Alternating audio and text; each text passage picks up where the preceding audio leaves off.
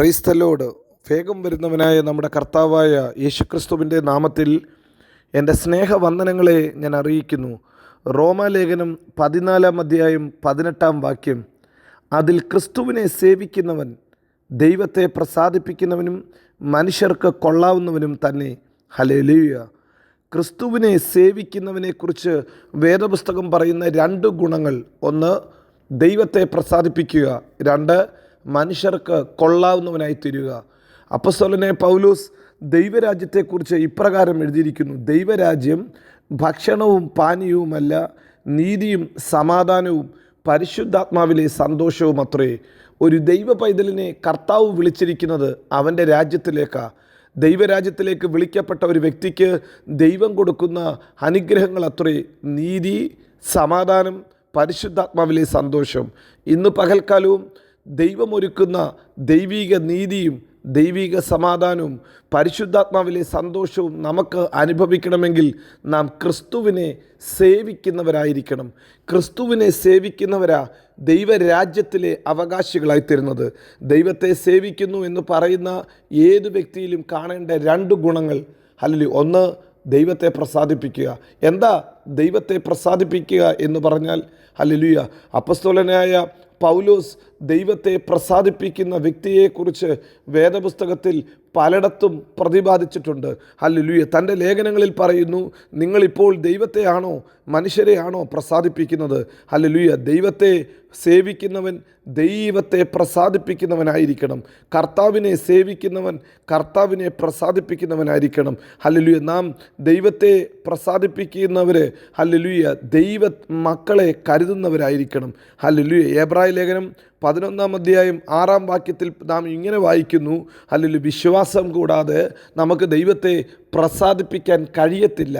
ദൈവത്തെ പ്രസാദിപ്പിക്കണമെങ്കിൽ ഒന്നാമത് വേണ്ടത് വിശ്വാസം അത്രേ.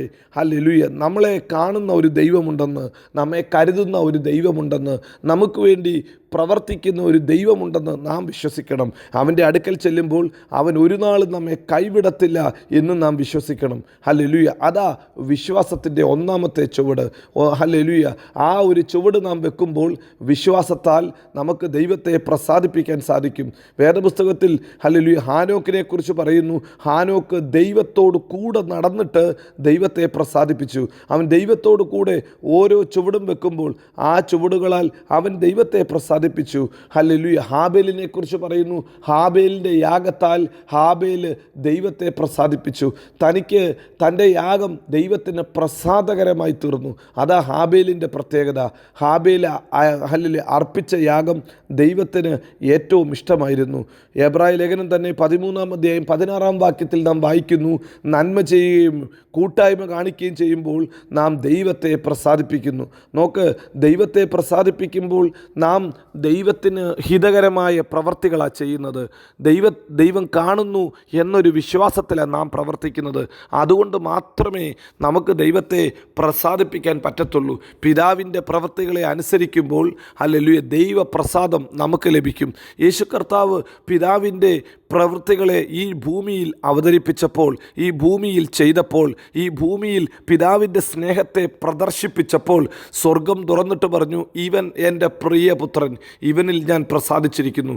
ഇന്ന് പകൽക്കാലവും കർത്താവിനെ ഹല്ലേലൂയ സേവിക്കുന്ന, കർത്താവിനെ ഹല്ലേലൂയ അനുസരിക്കുന്ന, കർത്താവിനെ സ്നേഹിക്കുന്ന ദൈവത്തിൻ്റെ പൈതലേ, നമുക്ക് വേണ്ട ഒന്നാമത്തെ കാര്യം നാം ദൈവത്തെ പ്രസാദിപ്പിക്കുന്നവരായിരിക്കണം. 2, നാം മനുഷ്യർക്ക് കൊള്ളാവുന്നവനായിരിക്കണം. യേശുവിനെക്കുറിച്ച് തന്നെ തിരുവചനം പറയുന്ന ടെസ്റ്റിമണി അതുതന്നെയാണ്. അവൻ മനുഷ്യർക്കും ദൈവത്തിനും കൊള്ളാവുന്നവനായിരുന്നു. അവൻ മനുഷ്യരുടെയും ദൈവത്തിൻ്റെയും പ്രീതിയിൽ വളർന്നു വന്നു. ഹല്ലേലൂയ. യോഹന്നാൻ്റെ ലേഖനത്തിൽ ഇപ്രകാരം പറയുന്നു: സഹവിശ്വാസികളെ സ്നേഹിക്കാത്തവൻ ദൈവത്തെ സ്നേഹിക്കുന്നവനല്ല. നാം ദൈവത്തെ സ്നേഹിക്കുന്നു എന്ന് പറയുകയും സഹവിശ്വാസികളെ കരുതാതിരിക്കുകയും ചെയ്താൽ ദൈവസ്നേഹം നമ്മിൽ ലവലേശം കാണത്തില്ല. ഹല്ലേലൂയ. അതുകൊണ്ട് അപ്പോസ്തലനായ യോഹന്നാൻ ചോദിക്കുന്ന ഒരു ചോദ്യം വളരെ ശ്രദ്ധേയമത്രേ. ഹല്ലേലൂയ. ഞാൻ ദൈവത്തെ സ്നേഹിക്കുന്നു എന്ന് പറയുകയും തൻ്റെ സഹോദരനെ പകയ്ക്കുകയും ചെയ്യുന്നവൻ കള്ളനാകുന്നു. ഹല്ലേലൂയ. താൻ കണ്ടിട്ടുള്ള സഹോദരനെ സ്നേഹിക്കാത്തവന് കണ്ടിട്ടില്ലാത്ത ദൈവത്തെ സ്നേഹിപ്പാൻ കഴിയുന്നതല്ല. അപ്പോൾ ദൈവത്തെ സ്നേഹിക്കുന്ന ഒരു വ്യക്തിക്ക്, ദൈവത്തെ കരുതുന്ന ഒരു വ്യക്തിക്ക് സഹോദരനെയും കരുതണം, സഹോദരനെയും സ്നേഹിക്കണം. അത് ദൈവത്തിൻ്റെ പ്രമാണമാണ്. ക്രൂശിൽ തൻ്റെ അവസാന തുള്ളി ചോര പോലും തന്നിട്ട് ആ സ്നേഹത്തെ യേശു കർത്താവ് പ്രദർശിപ്പിച്ചെങ്കിൽ അതാ നമ്മുടെ റോൾ മോഡൽ, അതാ നമുക്ക് പിൻപറ്റേണ്ട ഏറ്റവും നല്ല മാതൃക. ഇന്ന് രാവിലെ സമയത്തും കർത്താവ് ചോദിക്കുന്നു, കാണപ്പെടുന്ന സഹോദരനെ നിനക്ക് സ്നേഹിക്കാൻ സാധിക്കുമോ? ഹല്ലേലൂയ. യാക്കോബിൻ്റെ ലേഖനത്തിൽ ഇങ്ങനെ നാം വായിക്കുന്നു, ഒരു മനുഷ്യൻ വിശന്നിരിക്കുമ്പോൾ അവൻ്റെ മുമ്പിൽ പോയി പ്രസംഗിക്കുകയല്ല വേണ്ടത്, അവന് വിശപ്പിനുള്ളത്, ദേഹരക്ഷയ്ക്കുള്ളത് നാം ആദ്യം കൊടുക്കണം. ഹല്ലേലൂയ. നമ്മുടെ പ്രവൃത്തി കൊണ്ട് തന്നെ നാം ആ സ്നേഹത്തെ, ദൈവപ്രവൃത്തികളെ നാം പ്രദർശിപ്പിക്കണം. ആദിമസഭ തങ്ങൾക്കുള്ളതൊക്കെയും ഹല്ലേലൂയ പൊതുവിലെണ്ണി മറ്റുള്ളവരെ കരുതി, ഹല്ലേലൂയ വിധവമാരെ കരുതി, സഭയിലെ ബലഹീനരെ കരുതി, മറ്റുള്ളവർക്ക് കൊള്ളാവുന്നവനായി തീർന്നു. പ്രിയരെ, ഇന്ന് പകൽക്കാലവും നാം ആയിരിക്കുന്ന സമൂഹത്തിൽ നാം കൊള്ളാവുന്നവരാണോ? സഹവിശ്വാസികൾക്ക് നാം കൊള്ളാവുന്നവരാണോ? അങ്ങനെയെങ്കിൽ നമ്മുടെ പേര് ക്രിസ്തുവിനെ സേവിക്കുന്നവരെന്നത്രേ, നാം ദൈവരാജ്യത്തിന് അവകാശികളത്രേ. ദൈവമൊരുക്കുന്ന ആ സന്തോഷത്തിന്, സമാധാനത്തിന്, നീതിക്ക് നാം അവകാശികളത്രേ. ഇന്ന് രാവിലെ കർത്താവ് നമ്മെ ബലപ്പെടുത്തട്ടെ. ഇന്ന് രാവിലെ നമ്മെ അതിനുവേണ്ടി കൊള്ളാവുന്നവരാക്കട്ടെ. രണ്ട് കാര്യങ്ങൾ പരിശുദ്ധാത്മാവ് ഓർമ്മപ്പെടുത്തുന്നു. ഒന്ന്, നാം ദൈവത്തെ പ്രസാദിപ്പിക്കണം. രണ്ട്, നാം മനുഷ്യർക്ക് കൊള്ളാവുന്നവനായി തീരണം. ഈ പകൽക്കാലം നമ്മെ തന്നെ ശോധന ചെയ്ത് നമ്മെ തന്നെ കർത്താവിൻ്റെ കരങ്ങളിലേക്ക് സമർപ്പിക്കാം. അവൻ വിശ്വസ്തൻ, വാക്കുമാറാത്തവൻ, നമ്മെ എല്ലായിടത്തും എല്ലായ്പ്പോഴും ക്രിസ്തയേശുവിൽ ജയോത്സവമാക്കി നടത്തും. God bless you. Amin, Amin.